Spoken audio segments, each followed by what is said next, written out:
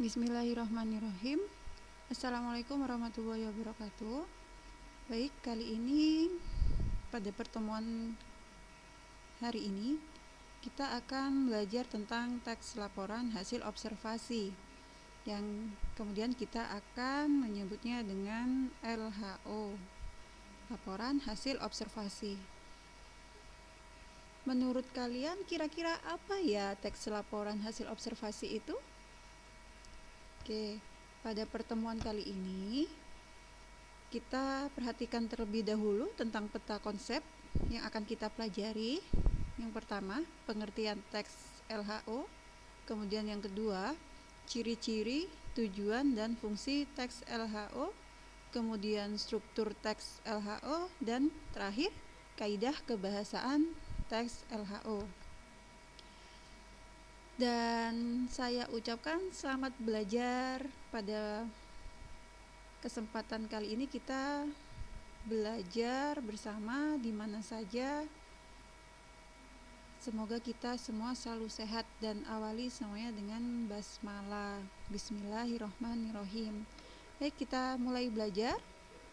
Yang pertama, teks laporan hasil observasi adalah teks yang memberikan informasi secara umum tentang sesuatu berdasarkan fakta dari hasil pengamatan secara langsung. Hasil observasi. Jadi, ketika kita akan melaporkan hasil observasi tersebut, jadi laporan itu berbentuk teks. Di dalam laporan tersebut terkandung informasi-informasi secara umum dan bersifat fakta yang tentunya kita mengamati objek tertentu secara langsung. Itu adalah pengertian dari teks laporan hasil observasi. Kemudian berikutnya, tujuan teks LHO. Ada beberapa tujuan teks LHO di sini. Yang pertama, tujuannya ditulis secara lengkap dan sempurna. Tentunya bersifat objektif, global dan universal. Kemudian ditulis berdasarkan fakta dan harus sesuai dengan pengamatan yang telah kita lakukan.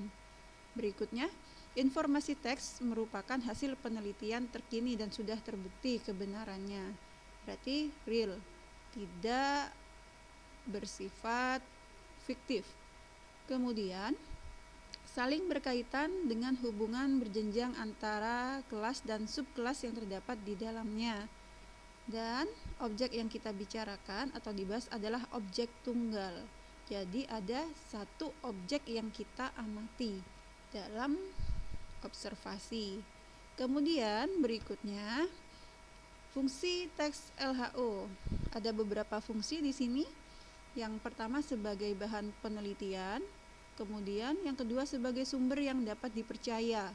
Karena kita bisa menjadikan laporan ini sebagai literasi.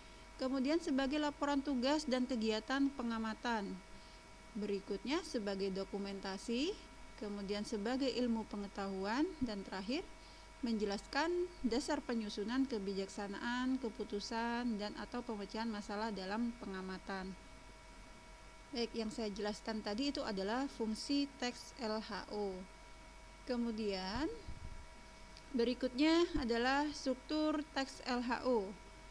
Ada beberapa struktur di sini, ada 3. Yang pertama adalah pernyataan umum, kemudian diikuti dengan deskripsi bagian, dan diikuti dengan deskripsi manfaat. Jadi ada 3 bagian. Yang pertama pernyataan umum, yaitu terdapat pembukaan, isi pembuka atau informasi secara umum yang akan disampaikan. Jadi poin-poin penting pada bagian ini berisi hal umum tentang objek yang akan dikaji atau akan kita amati, yang kemudian dijelaskan secara garis besar tentang objek tersebut. Kemudian berikutnya adalah deskripsi bagian, yaitu terdapat isi, rincian, pembahasan, dan penjelasan secara detail. Kemudian berikutnya adalah deskripsi manfaat, yaitu berisi fungsi atau manfaat dari setiap objek yang diamati dalam kehidupan. Jadi, semua objek yang diamati atau yang diobservasi memiliki manfaat atau kepentingan dalam kehidupan kita. Kemudian berikutnya ada kaidah kebahasaan teks LHO. Yang pertama, menggunakan frasa nomina. Nomina adalah kata benda. Frasa nomina adalah gabungan kata benda. Jadi di dalam teks LHO umumnya menggunakan gabungan kata benda. Kemudian berikutnya menggunakan verba relasional. Verba adalah kata kerja. Verba relasional biasanya digunakan. Verba relasional itu, contoh kata verba relasional merupakan, yaitu, adalah, seperti itu. Jadi itu merupakan verba relasional. Kemudian menggunakan verba aktif alam. Verba aktif alam, kata kerja. Contohnya bertelur, kemudian berkembang biak, itu juga termasuk verba aktif alam. Kemudian berikutnya menggunakan kata keilmuan atau teknis. Istilah teknis. Pada teks LHO umumnya menggunakan istilah-istilah tertentu di dalam laporan tersebut. Jika memang di dalam laporan observasi tersebut itu melakukan suatu pengamatan di bidang keilmuan tumbuhan, hewan, jadi biasanya menggunakan istilah teknis di bidang biologi. Kemudian menggunakan kata penghubung atau korelasi. Kemudian menggunakan kalimat simpleks dan kompleks. Terakhir menggunakan kalimat deskripsi. Baik, itu saja untuk pertemuan kali ini. Sampai jumpa di pertemuan mendatang. Terima kasih. Assalamualaikum warahmatullahi wabarakatuh.